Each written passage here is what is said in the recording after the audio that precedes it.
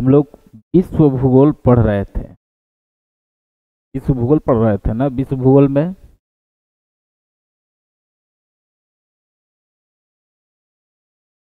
विश्व भूगोल पढ़ रहे थे और विश्व भूगोल में हम लोगों ने पढ़ रहा था क्या, यूरोप महाद्वीप।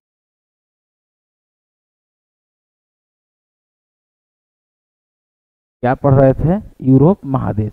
यूरोप महादेश में लोग राज्य राजधानी देख लिए थे। राज्य और राजधानी का कुछ राज्य और राजधानी हम लोग देख लिए थे। और राज्य राजधानी जब हम लोग देख लिए थे तो इसके आगे हम लोग को समझना था कुछ देश के बारे में जो एग्जाम में हमारे महत्वपूर्ण है। पहले हम देखेंगे कि क्या क्या है जो हमारे एग्जाम में आ सकता है, जो हमारे एग्जाम के लिए महत्वपूर्ण है। उस देश के भी बारे में कुछ हम जानकारी लेंगे। तो सबसे ऊपर हम बताए थे यहाँ पर था आइसलैंड, आइसलैंड। और एक देश था कौन, नॉर्वे। और क्या था, स्वीडन। और क्या था, फिनलैंड। फिनलैंड। इसके बाद क्या था, एक डेनमार्क। हम बताए थे कि ये जितना भी देश है इस देश को क्या कहा जा रहा था, तो स्कैंडिनेवियन कंट्री, स्कैंडिनेवियन देश। अब आप समझिए स्कैंडिनेवियन देश जब कहेगा तो ये हमारा पांचों कंट्रियां हो जाएंगी। लेकिन क्वेश्चन में ब्रेक लगा देगा, कहेगा कि नहीं स्कैंडियम देश नहीं बताइए, हमको प्रायद्वीप बताइए। तो स्कैंडियम प्रायद्वीप में सिर्फ दो देश होगा, नॉर्वे और स्वीडन। देखिए यही है स्कैंडियम, यही स्कैंडियम कंट्री है। अब देखिए यही हम आइसलैंड के बारे में जो बता रहे थे कि यहाँ डेनमार्क है, यहाँ नॉर्वे है, ये स्वीडन है, ये फिनलैंड है। अब समझिए कि इसको हम क्यों बोले, इसको आखिर प्रायद्वीप हम क्यों बोले। देखिए ये दोनों अगर प्रायद्वीप पूछेगा आपसे, प्रायद्वीप, अगर प्रायद्वीप रहेगा तो ये हो जाएगा नॉर्वे और स्वीडन। और अगर देश कहेगा आपको आइसलैंड भी हो जाएगा, डेनमार्क हो जाएगा, नॉर्वे भी शामिल हो जाएगा, स्वीडन भी हो जाएगा और फिनलैंड हो जाएगा। एकदम हमारा बात समझिएगा क्या बोलना चाह रहे हैं। मतलब दो अलग अलग सेंटेंस है। क्या क्या, तो स्कैंडियम देश अलग चीज है और स्कैंडियम प्रायद्वीप जो तीन तरफ से जल से घिरा हुआ हो उसको प्रायद्वीप हम बताए हुए थे। अब इसके बारे में हम लोग थोड़ा थोड़ा सभी देश के बारे में हल्का जो आउटलाइन है उसको ले लेंगे, ताकि अगर एग्जाम में हमारा क्वेश्चन आए तो वो क्वेश्चन छूटे नहीं। अगर आइसलैंड की बात करिएगा, आइसलैंड का, तो आइसलैंड का राजधानी हम कहाँ बताए थे, रिज्जाविक या रिज्जाविक, समझिएगा रिज्जाविक या रिज्जाविक। अब ये सबसे उत्तरतम राजधानी है, ध्यान रखिएगा, ये सबसे उत्तरतम राजधानी है। कौन, जरा हटाने दीजिए, पहले एक एक करके अब समझते हैं। अब देखिए आइसलैंड के बारे में बस सिर्फ दो बातें याद रखिएगा। एक याद रखिएगा 60 डिग्री 10 मिनट नॉर्थ अक्षांश गुजरता है।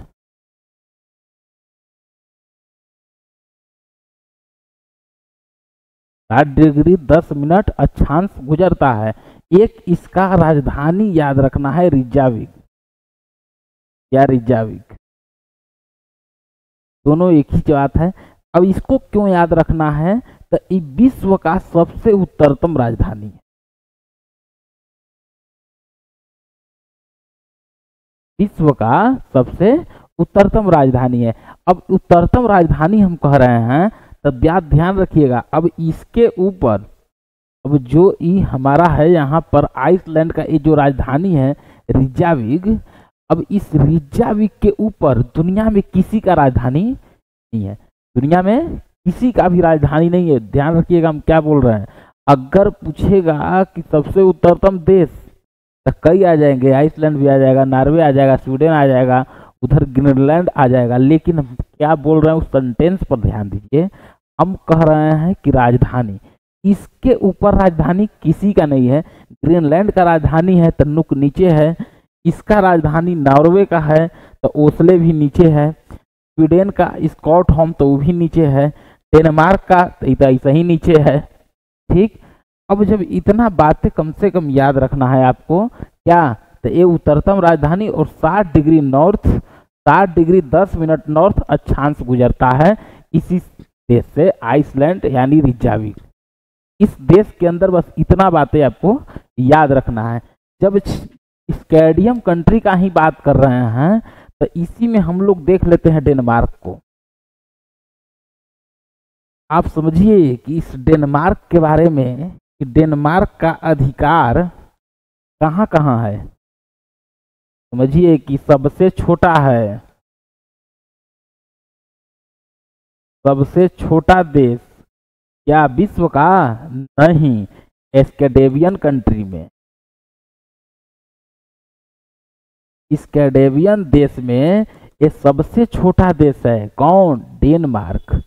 लेकिन इतना के बाद भी इसका अधिकार कहाँ है, तो इसका अधिकार अमेरिका में। हम बताए थे कि अमेरिका में जो ग्रीनलैंड है वो भौगोलिक रूप से सिर्फ अमेरिका में है, लेकिन उस पर अधिकार कहिए तो एक तरह से इसी ग्रीनलैंड डेनमार्क का है। अब सिर्फ ग्रीनलैंड ही नहीं, यहीं पर अटलांटिक के पास हम लोग फैरो द्वीप या फेरो द्वीप हम लोग देखे थे, जो उत्तरी अमेरिका महादेश पढ़ाने के दौरान हम बताए थे। तो इस फेरो द्वीप पर भी इसी का अधिकार है। अब एक सबसे लाजवाब क्वेश्चन है कि जो इसका राजधानी है कोपेनहेगन, ये कोपेनहेगन जो है ये डेनमार्क यहाँ एकदम बाल्टिक सागर के निकट है। फिगर दिखाएंगे तो ये कोपेनहेगन जो है ये बाल्टिक सागर के एकदम निकट है। अगर किसी को भी बाल्टिक सागर से जाना होगा तो बिना कोपेनहेगन का से आप नहीं जा सकते हैं, यानी कोपेनहेगन को पार करना ही होगा। इसीलिए एक बहुत बढ़िया क्वेश्चन है, आपको पूछ सकता है, तो इसीलिए इसको बाल्टिक सागर की कुंजी कहते हैं।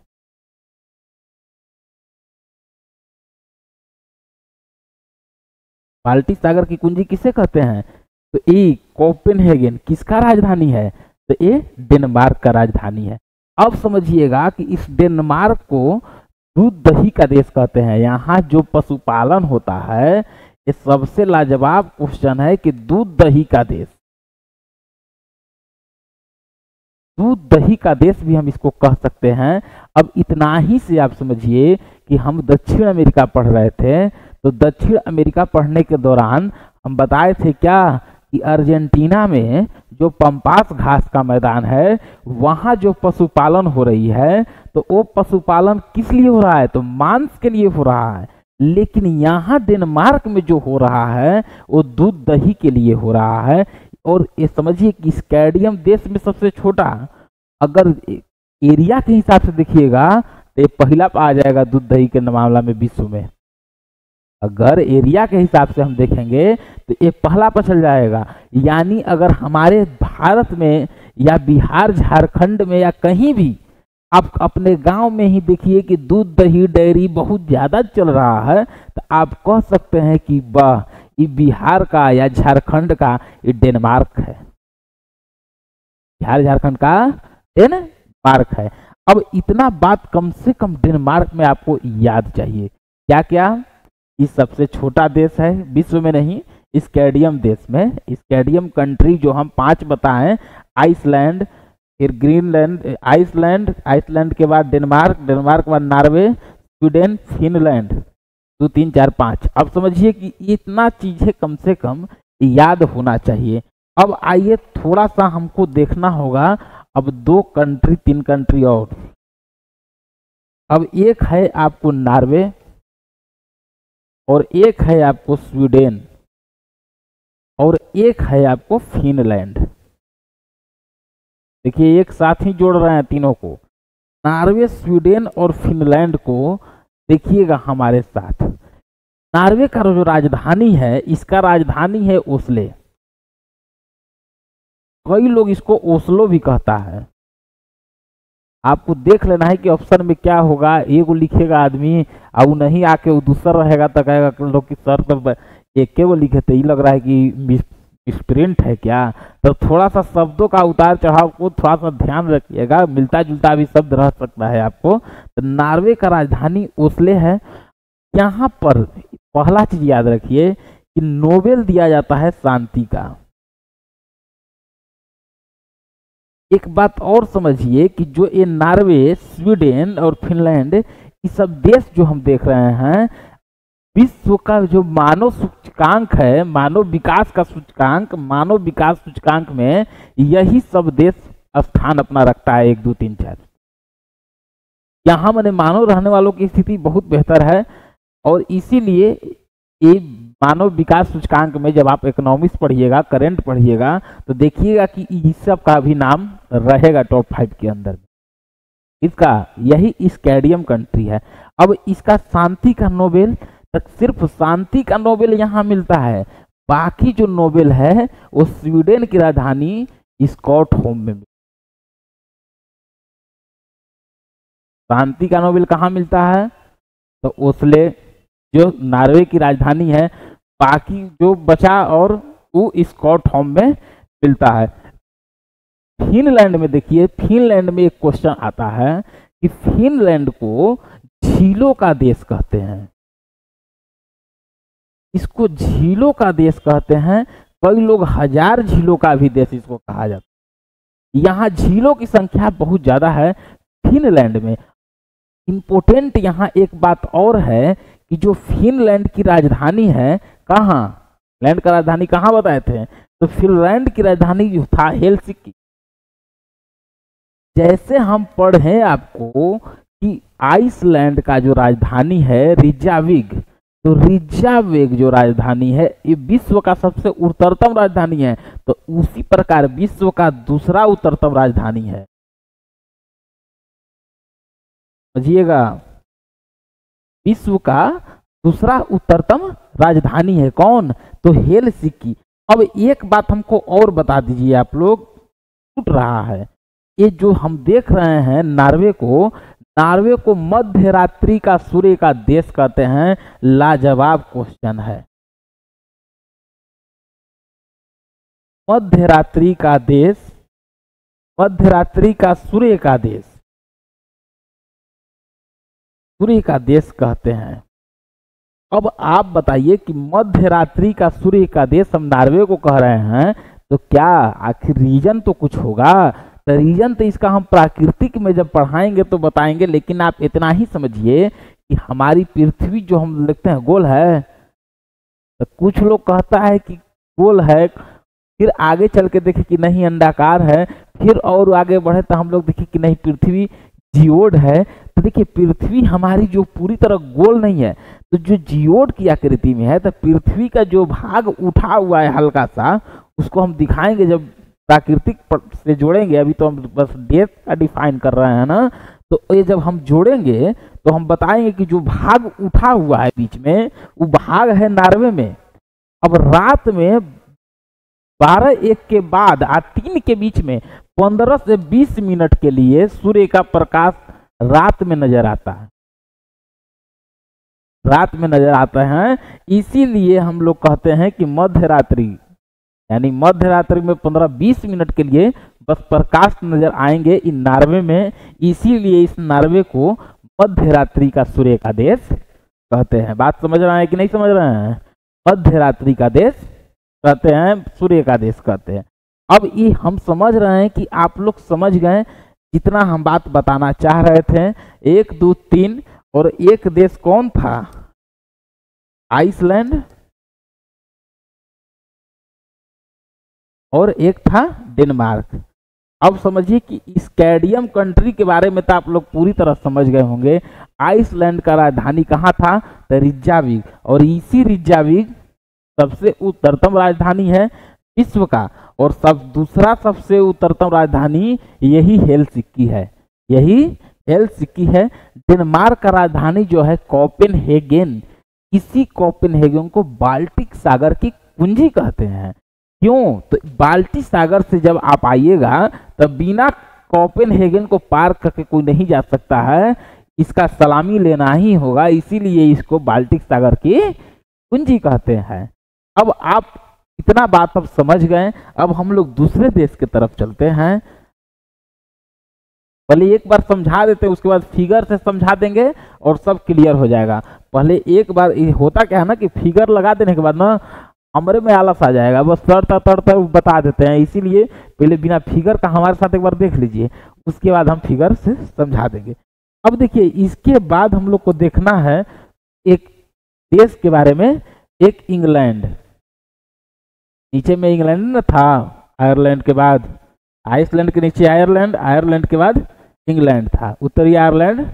तो अब देखिए, इस देश के बारे में कई लोग कंफ्यूज रहता है। फिगर दिखाएंगे, अभी हमारे साथ एक बार पूरा समझ लीजिए, उसके बाद फिगर पर जब 10 मिनट हम रिवीजन करें तो आपको कोई दिक्कत डाउट नहीं रह जाए, इसीलिए हम अपने हाथ से पहले समझा रहे हैं।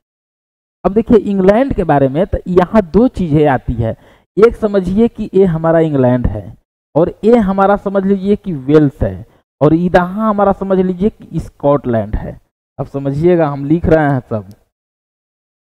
ये समझिए कि इंग्लैंड है, ये वेल्स है, और यहां पर देखिएगा नक्शा में तो स्कॉटलैंड है। अब समझिए कि ये तीनों का जो राजधानी है यहां है लंदन, और यहां पर एक देश देखिएगा तो ये है उत्तरी आयरलैंड और ये है आयरलैंड। ये हो गया आयरलैंड और ये हो गया उत्तरी आयरलैंड। इतना ही नक्शा ध्यान रखिएगा, जो हम बताए हैं, कभी कंफ्यूजन नहीं रह जाएगा। देखिए, अब सर इंग्लैंड का भी राजधानी देखिए लंदन, इसका भी राजधानी लंदन, इनका भी राजधानी लंदन, इनका भी राजधानी लंदन, और इनका भी। समझिएगा हम क्या बोल रहे हैं। अब हुआ कि जनमत संग्रह कराया गया सब देशों का, आजादी जब दिया जा रहा था तो यहाँ का लोग वोट किया कि नहीं, हम लोग आप ही के साथ रहेंगे। यानी तो देखिए, अगर इंग्लैंड, वेल्स और स्कॉटलैंड अगर ये तीन जुड़ेगा, अब ध्यान रखिएगा थोड़ा सा, तो ये कहलाएगा ग्रेट ब्रिटेन।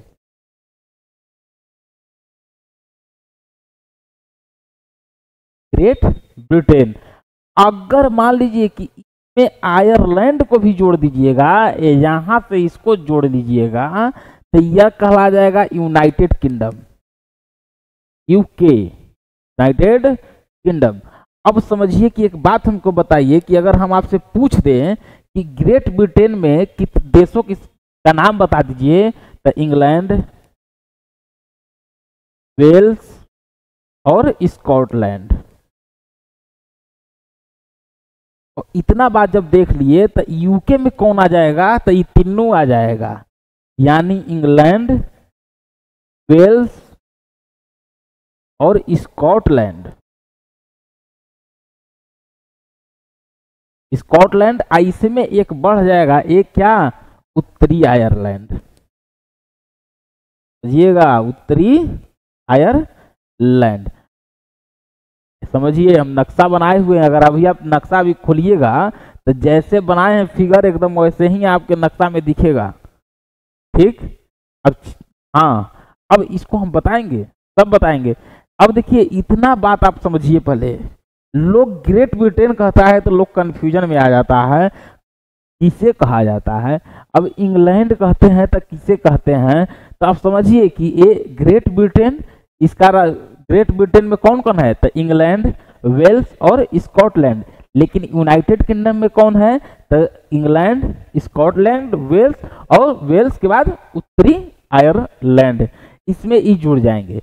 अब ये बात जब आप समझ गए तो देखिए, ये लंदन तो यहीं पर एक शहर है बर्मिंघम, और इस बर्मिंघम को ध्यान रखिएगा कि खनिज बहुत ज्यादा पाया जाता है, ये औद्योगिक क्षेत्र है, याद रखिएगा। अब रीजन क्यों बता रहे हैं, यही सबका अधिकार था भारत में।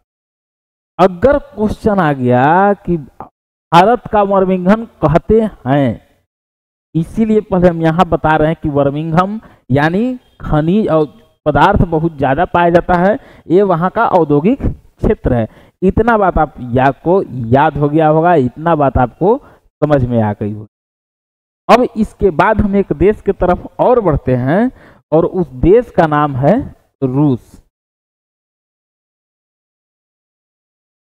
कम से कम इतना बातें तो याद होना ही चाहिए आपको। एक देश के बारे में और हम लोग समझ लेते हैं, वो देश है रूस। देखिए इस रूस के बारे में अगर हम समझेंगे तो इस रूस के बारे में पहले समझना क्या है, विश्व में क्षेत्रफल के दृष्टि से समझिएगा।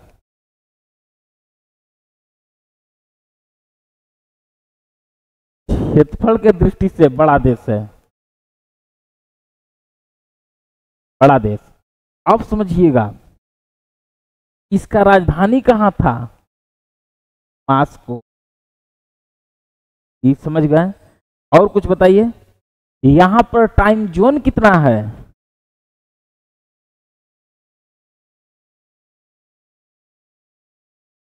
11। ये कितने देशों की रूस है, जब हम बोल दिए कि बड़ा देश है तो ये कितने देशों की सीमा इसको स्पर्श करता है, तो लगभग 14 देश।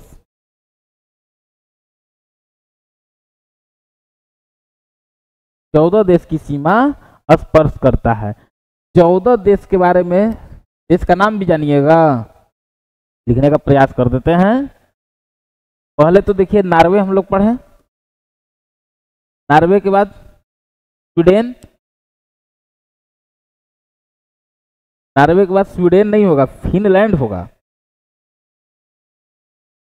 जैसे कि फिनलैंड होगा,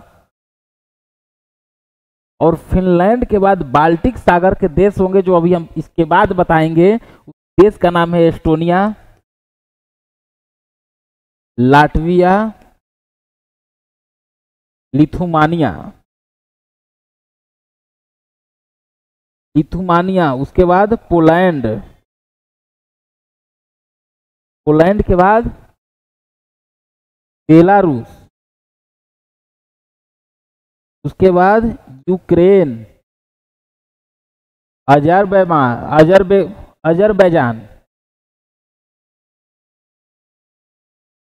के बाद कजाकिस्तान, कजाकिस्तान के बाद उत्तरी कोरिया, मंगोलिया।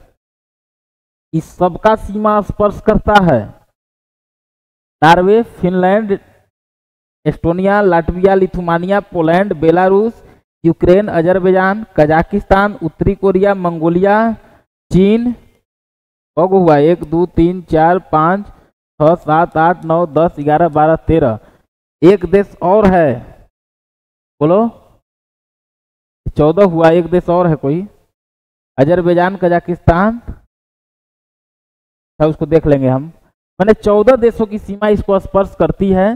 ठीक, अभी टाइम जोन 11 लिखे हैं। अब समझिए कि अगर आप रूस में जाइएगा तो रूस में 11 टाइम जोन है, और इस रूस में जब 11 टाइम जोन है तो कहने का मतलब सर ये बड़ा देश है। ऐसा हो सकता है कि अगर कोई कह दे कि 12 बजे ऑफिस खुलेगा, सपोज करिए 12 बजे बोल दिया सरकार की ऑफिस खुलेगा, तो 12 बजे रूस के किसी हिस्सा में सुबह है, किसी हिस्सा में दोपहर है, किसी हिस्सा में रात है, तो रात ही चाबी लेके चल जाएगा लोग ऑफिस खोलने के लिए। इसीलिए वहां अलग अलग जगह पर 11 टाइम जोन के अनुसार कामें चलती हैं। और एक बात हमको बताइए कि रूस का जो हिस्सा, कुछ हिस्सा यूरोप में भी है। यूरोप में हम बताए थे कि यूराल पर्वत से बंटवारा होता है। यूराल पर्वत के एक तरफ एशिया, यूराल पर्वत के एक तरफ यूरोप। तो रूस जो है वो यूरोप में भी है और एशिया में भी है, यानी कि यूरोप में भी इसका कुछ हिस्सा है। यानी इसका जो शहर हम देखे ये मास्को यूरोप महादेश में है, लेकिन जो पीछे जो बर्फीले क्षेत्र साइबेरिया जो क्षेत्र है ये सब हमारे एशिया के तरफ है। इसीलिए इसका जो घना आबादी है, एक तरह से मॉस्को जो है यूरोप महादेश में इसका राष्ट्रपति या अधिकतर मित्रत्व उधर है। इसीलिए हम इस रूस को यूरेशिया कहते हैं। अब समझिए, यूरेशिया यानी दो शब्द यहां से उठा लिए यूरोप से, यूर यहां से उठा लिए और एशिया यहां से उठा लिए यानी यूरेशिया। अगर क्वेश्चन में रहे कि कोई एक चुनना है, बात ध्यान रखिएगा, तो हम एक एक डाउट क्लियर कर देते हैं। अगर आपके क्वेश्चन में रहे कि इस रूस में, यूरोप में भी है कि एशिया में, कोई एक चुनिए, ऐसे तो ये दोनों में है, यूराल पर्वत के उधर इधर एशिया उधर यूरोप, तो यूराल पर्वत के तो उधर इसका राजधानी मॉस्को है, तो यूरेशिया यानी ये दोनों में है। लेकिन अगर एक ऑप्शन में आपको चुनना रहे तो आप चुनिएगा कौन? तो आप चुनिएगा यूरोप को। रीजन कि इसका जो शहर है मॉस्को, ये यूरोप महादेश के में है, इसीलिए इसको हम लोग मान लेते हैं कि ये यूरोप महादेश में है। और एक देश और है तुर्की, ये तुर्की भी है जो, तो इसका भी दोनों में है, ये यूरोप और एशिया दोनों में है। इतना बात आप लगभग समझ चुके होंगे। अब थोड़ा नक्शा लाते हैं हम। देखिए यही यूरोप, देखिए यही हम बताएं यूराल पर्वत, देखिएगा तो यूराल पर्वत के उधर भी ये यूराल जो माउंटेन है, यूराल पर्वत, तो यूराल पर्वत के देखिए इधर मॉस्को जो है इसका यहां पर है, ये यूराल पर्वत से इधर एशिया हो गया, हो गया यूरोप, इसीलिए इसको हम लोग यूरेशिया कहते हैं। और इसका यही जो सीमा है ये लगभग 14 देश को स्पर्श करता है। 11 टाइम जोन है, आप लोग जान गए, 11 टाइम जोन के साथ ही चलता है। अब देखिए ये है, तो यही हम बताए, देखिए नक्शा में यही इंग्लैंड है, ये इंग्लैंड है, और यही देखिए वेल्स है, तो ये इंग्लैंड, वेल्स, ये और स्कॉटलैंड, ये तीनों को मिला दीजिएगा तो ग्रेट ब्रिटेन हो जाए। इसमें ये नॉर्थ आयरलैंड, उत्तरी आयरलैंड को ऐसे मिला दीजिएगा, ऐसे ऐसे आयरलैंड को नहीं, उत्तरी आयरलैंड को, तो ये क्या हो जाएगा? यूके। यानी ग्रेट ब्रिटेन में कौन कौन आ जाएगा? तो इंग्लैंड आ जाएगा, वेल्स आ जाएगा, स्कॉटलैंड आ जाएगा, और यहाँ उत्तरी आयरलैंड जब जोड़ेंगे तो यूनाइटेड किंगडम। अगर यूनाइटेड किंगडम यूके बोला जाएगा तो आप समझिएगा कि इस सबका बात हो रहा है। लेकिन अगर सिर्फ बोला जाएगा, क्या अगर बोला जाएगा कि नहीं ग्रेट ब्रिटेन बताइए, तो स्कॉटलैंड, वेल्स और इंग्लैंड, ये तीनों की बात होगी। उम्मीद है कि ये भी बात समझ गए। यहीं पर बर्मिंघम है, और इसी बर्मिंघम में क्या है? तो वहां का खनिज सबसे ज्यादा है, औद्योगिक वहां क्षेत्र, औद्योगिक शहर कह सकते हैं बर्मिंघम को। इसको हम जब इतिहास के दौरान बताएंगे तो भारत से कैसे जुड़ेगा ये हम बताएंगे आप, ठीक। अब देखिए रूस के बारे में भी हम लोग समझ गए। हाँ, ये देखिए डेनमार्क के बारे में समझे हैं, लेकिन देखिए यही डेनमार्क देखिए कहाँ है, इसका राजधानी ध्यान से देखिए कोपेनहेगन कहाँ है, और यही हमारा बाल्टिक सागर है। अब बाल्टिक सागर जब इधर से जाइएगा आप, ये देखिए तो इसको बिना पार किए अब जा सकते हैं, इसीलिए इसको क्या कहा जाता है? बाल्टिक सागर की कुंजी। अब नॉर्थ सी यानी उत्तरी सागर और बाल्टिक सागर के बीच स्थित है, यानी उत्तरी सागर और ये बाल्टिक सागर के बीच, बाल्टिक सागर के बीच कौन स्थित है? तो ये हमारा डेनमार्क।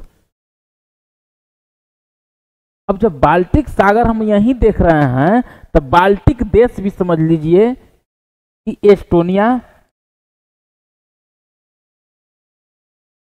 लाटविया, लिथुआनिया, अगर आपसे क्वेश्चन में रहे कि हमको बाल्टिक देश बताइए कि बाल्टिक देश में नहीं है, तो इन तीनों के अलावा जे रहेगा वो बाल्टिक देश में नहीं रहेगा। बाल्टिक देश में यही तीनों है। ठीक, आइए देखिए, यही देखिए बाल्टिक सी, देखिए बताया ना, ये देखिए एस्टोनिया, लाटविया और लिथुआनिया, यही देखिए बाल्टिक सागर है, बाल्टिक सागर। और देखिए कोपेनहेगन यहाँ है, तो ये जो जा रहे हैं हम, तो देखिए कोपेनहेगन है, तो बिना इसको पार किए कोई जाएगा, इसीलिए इसको बाल्टिक सागर की कुंजी कहते हैं। यहाँ देखिए डेनमार्क जबकि यहाँ है, इसका राजधानी इधर फेकाइल है। देखिए नॉर्वे का राजधानी ओस्ले नीचे है, स्वीडन का राजधानी स्वीडन है, स्वीडन का राजधानी स्टॉकहोम देखिए नीचे है, लेकिन फिनलैंड का जो राजधानी है हेलसिंकी, ये देखिए सबसे ऊपर है ना, इसीलिए हम बताएं कि ये दूसरा उच्चतम राजधानी है, द्वितीय उच्चतम ये राजधानी है। ये बात आप लोग समझ चुके होंगे। हाँ, एक देश और समझना है हमको, नीदरलैंड के बारे में। देखिए यही समझिए नीदरलैंड। देखिए समुद्र तल से नीचे एक देश है नीदरलैंड, यहीं पर देखिए एक देश है नीदरलैंड। नीदरलैंड जब कभी जाइएगा घूमने तो आपको आश्चर्य होगा, समुद्र तल से नीचे देश है, समुद्र तल से ये देश नीचे है, यानी समुद्र का पानी पहुंच जाती है देश के अंदर। तो जी खेती किससे होगा, तो समुद्र के पानी को बांध बना दिया जाता है, बांध बना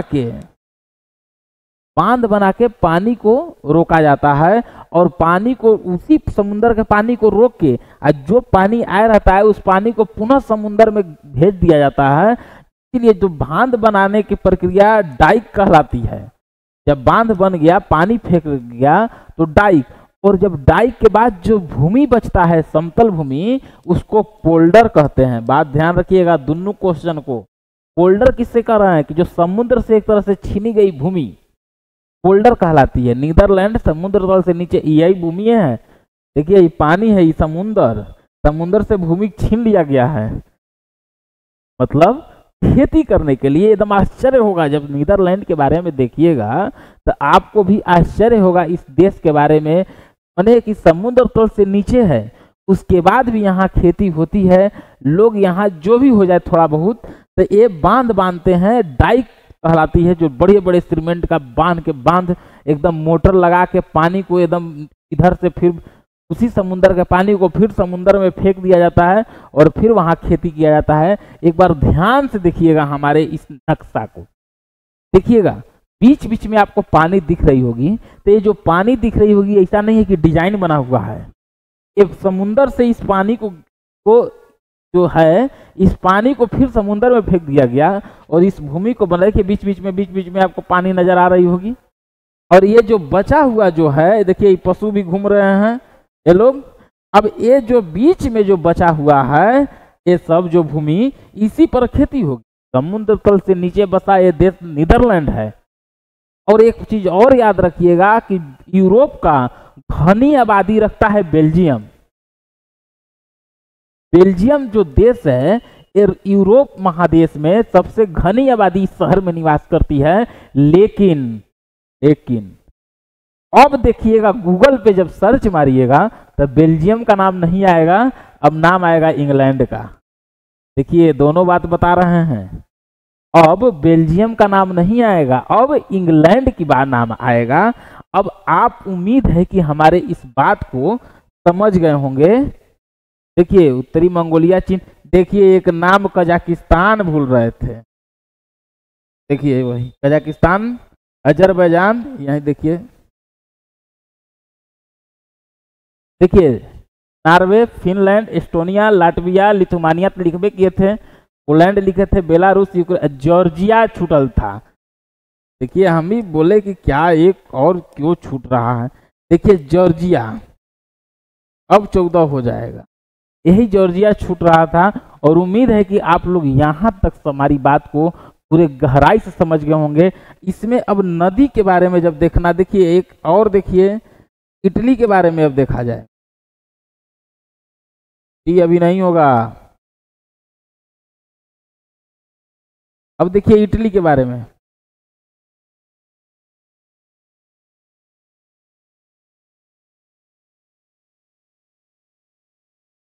देखिए इटली एक देश और है, इटली भी देख लीजिए। देखिए इसका राजधानी है रोम, और ये जो रोम है ये टाइबर नदी के किनारे है।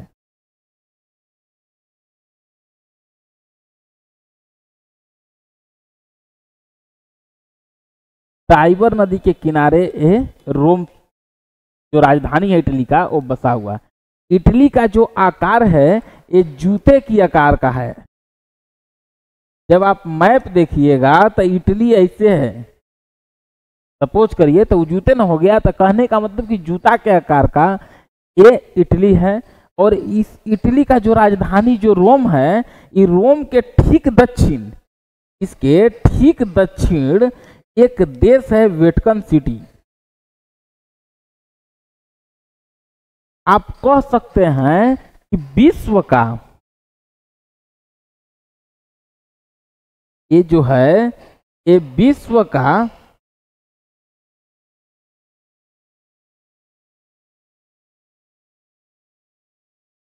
का सबसे छोटा देश में से एक है। और ऐसा देश है वेटिकन सिटी जहां महिलाएं नहीं रहती हैं।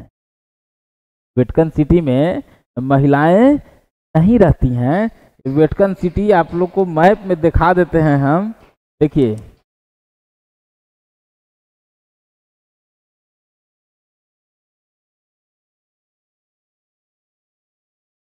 देखिए यही रोम है, ये रोम, यहीं पर टाइबर नदी है,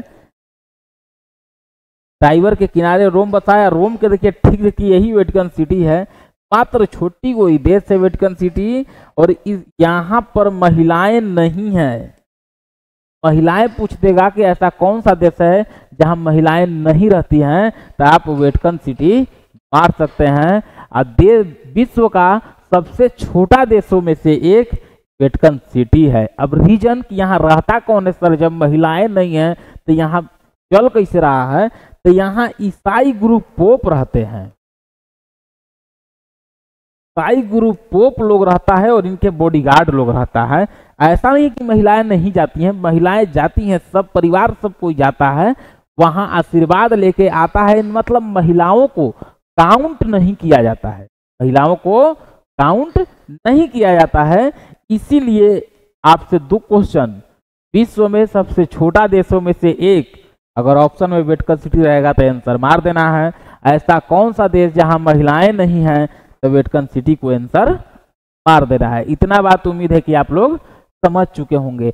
अब देखिए जब ये बात आप समझ रहे हैं तो यहीं पर आपको ये इटली के बाद अब यहीं पर देखिए पुर्तगाल है। तो पुर्तगाल का जो पुर्तगाल एक तरह से चतुर्भुजाकार है, फिगर में देखिएगा। बाकी इसको नदी के साथ जो लिस्बन है, इसका जो शहर, ये लिस्बन दास व्यापार का सबसे बड़ा केंद्र था। ये पुर्तगाल का जो लिस्बन था ये दास व्यापार का सबसे बड़ा ये केंद्र था। इसीलिए ये पुर्तगाल को बाकी रिवर के साथ हम जोड़ेंगे। किसके साथ जोड़ेंगे? रिवर के साथ जोड़ेंगे। उम्मीद है कि इतना बात आपको समझ में आ गई होगी हमारी। इसके बाद जब नदी के साथ जब जोड़ेंगे तो आप लोगों को पता चलेगा कि इसको किस तरीके से बनाना है और किस तरीके से देखना है। और यही चीजें है कि इतना बातें आप लोग पहले याद रखिएगा। इसके बाद एक चीज है कि जो नदी को जोड़ना है, और इस नदी के साथ जो जब जोड़ेंगे पूरे प्राकृतिक पर्वत को, पठार को, नदी को और झरना को, ये जब झीलों का देश कहिए दिए हम किसको? फिनलैंड को। ये वहां झीलों का देश है फिनलैंड। समझ गए हमारे बात को? तो इस फिनलैंड के बाद जब देखना होगा तो इसके बाद हम लोग अगले दिन इसको पूरा खत्म करेंगे और एक क्लास इसमें और लेंगे। ठीक है? ठीक है, धन्यवाद।